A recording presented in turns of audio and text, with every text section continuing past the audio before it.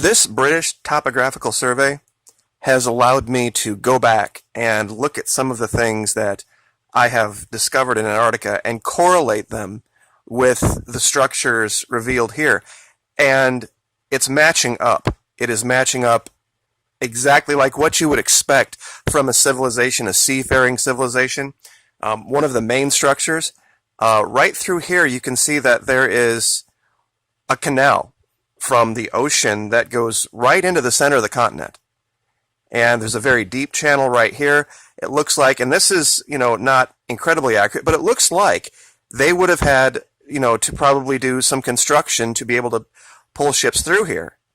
And it's all coming together. It really is. I have some brand new things today that I have been able to discover. Now, just for reference, I'm always going to refer to this strip of land up here by the tip of South America as the 12 o'clock.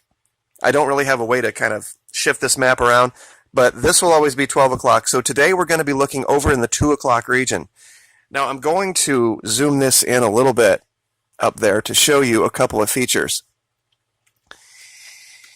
Right here in this region, it looks like there is a pass through these mountains, right to deep water. And if you look over here to the right, there's also some structures offshore. We're going to investigate those in a future video. But when I go to the actual Google Earth Pro and show you what I found today, it's going to match up with this exactly. It's going to show that clearly there's something underneath there they've discovered. They are attempting to reveal from underneath. Trying to think of a good way to say this. There's activity underneath that they are trying to make manifest above ground that they can see with satellites or above the ice. So without any further ado, let's go over there real quick. Alrighty, once again, we are up here at 2 o'clock, and we're going to zoom in.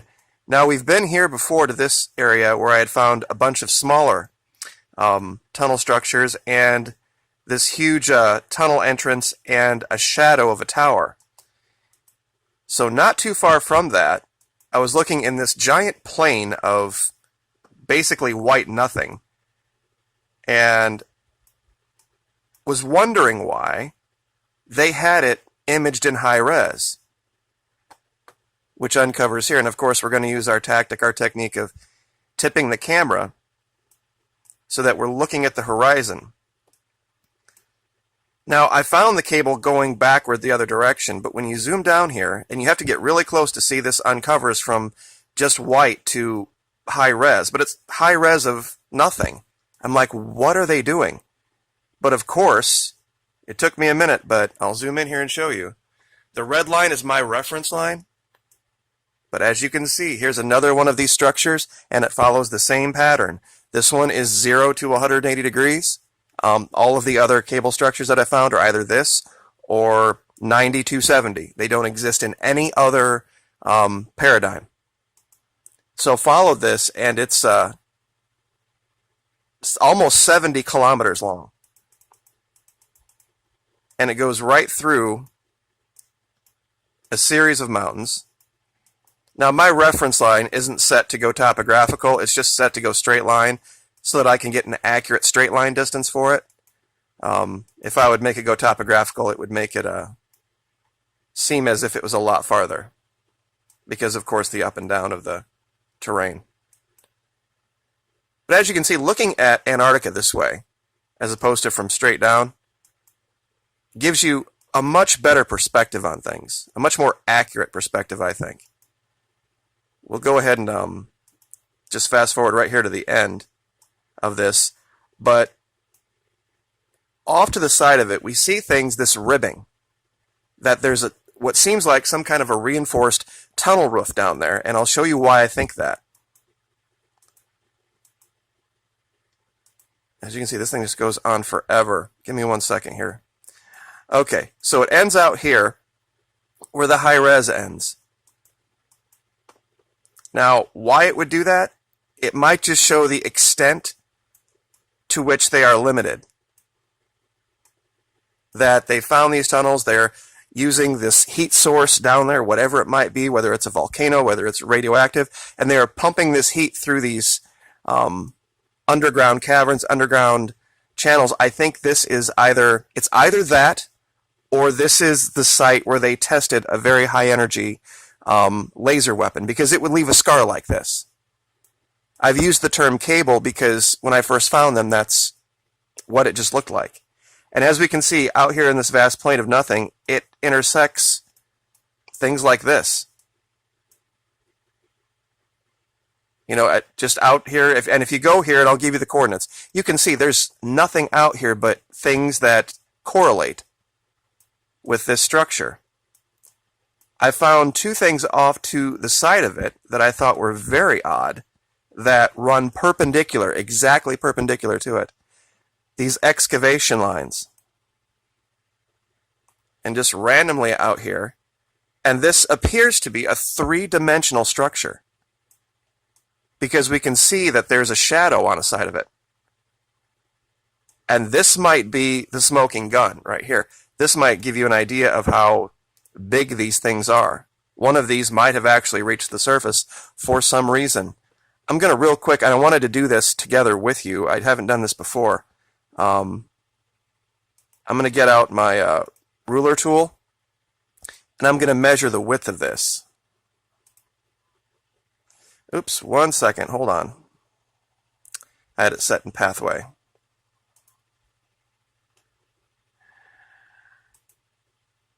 All right, let's see here. Let's measure that in meters. All right, so this is showing about 4 meters across. So in 4.85 yards, so 15 feet.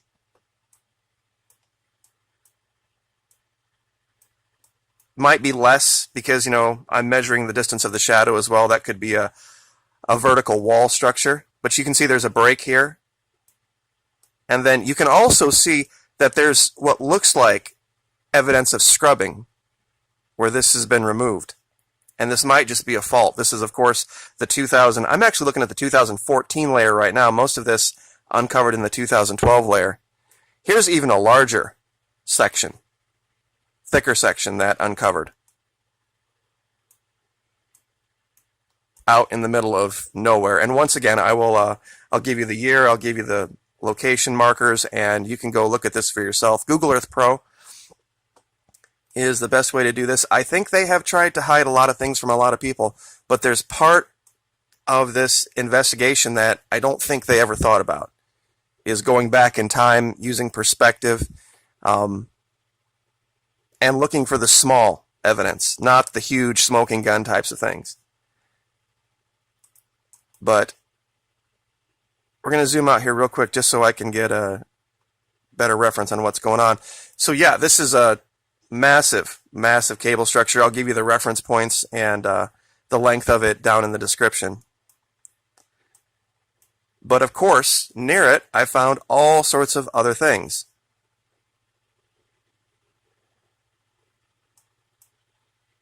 This one's kind of hard to see, but when you get here and you do it for yourself on your own device, it'll seem a lot easier. Right here, it looks like there is evidence of one of these tunnels collapsed, because there's this massive indentation center here where the weight just probably was too much over time for it to handle. And I think that's what they're trying to discover, honestly. If it's not the laser weapon, it's got to be tunnels underneath, or they're using both for some purpose.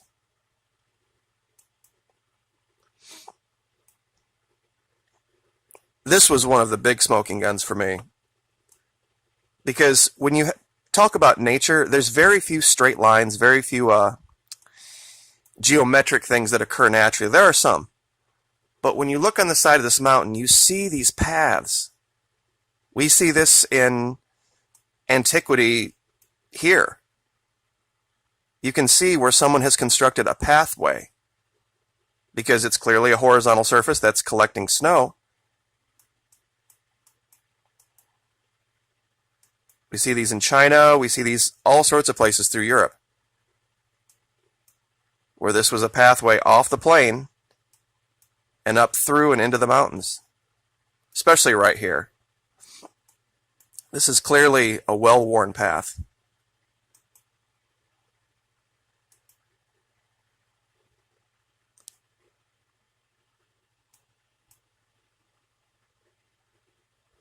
And over here, let's see if I can get the right aspect on this. There is a series of 90-degree angles. Very sharp, very cut angles. There's a major one here, another one up here. I'm sorry, let me get this in the camera. All right, there we go. There's one here.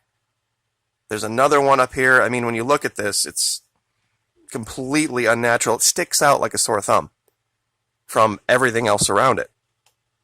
Down here, there's one. Here, there's another. Let's see if I can tip up even steeper and just get over top of it. See what I mean? This just looks like some type of a construct. They had this here for whatever reason. With different water levels, who knows what this could have been used for. Even from this far above in the low res, that you can see very clearly here that this was something hand of man.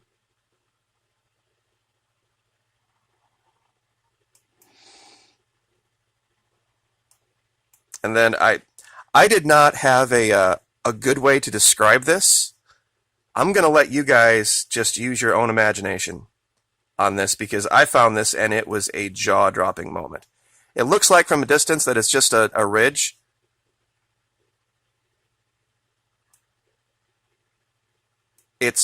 I don't even know what to describe these colors as. I just labeled it Awakening underneath, so when you go down to the description and you look for the location, that's what I have it labeled as. I just do not know. It is a massive field. They've talked about discoveries of radiation down there. This clearly is a pathway to something. And once again, here's this gold.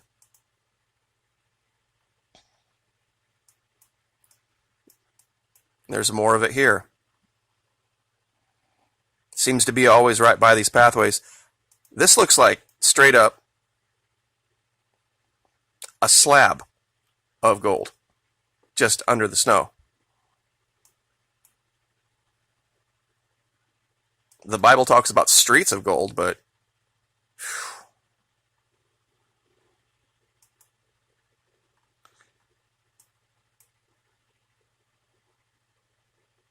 and then something almost the shape of a whale underneath here. I mean, it really does. It has the shape of what looks like the head of a whale.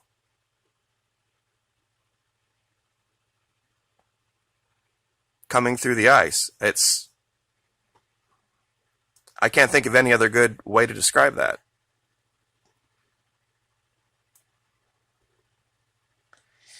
And finally, there is an enormous collapse field.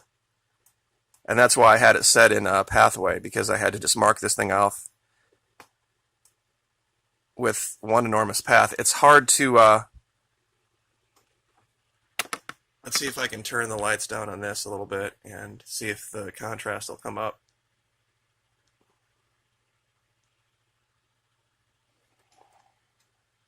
It's basically right here where I'm tracing out to the sea.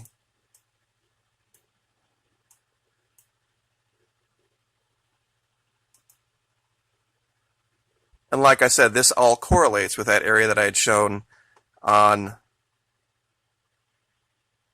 this map right here. We'll zoom that in. So all that stuff was right through here, right in this region, where you would have expected to find some type of a civilization. Because this would have been key. This would have been a critical area right here. With this major access to the sea, this green valley with this. This looks like the size here is hard to explain, but this area right here, this what looks like this little isthmus sticking out, is about 4 times the size of Florida. I mean, this is huge right here. And it would have had all this access to what might have been fresh water at that time, inland.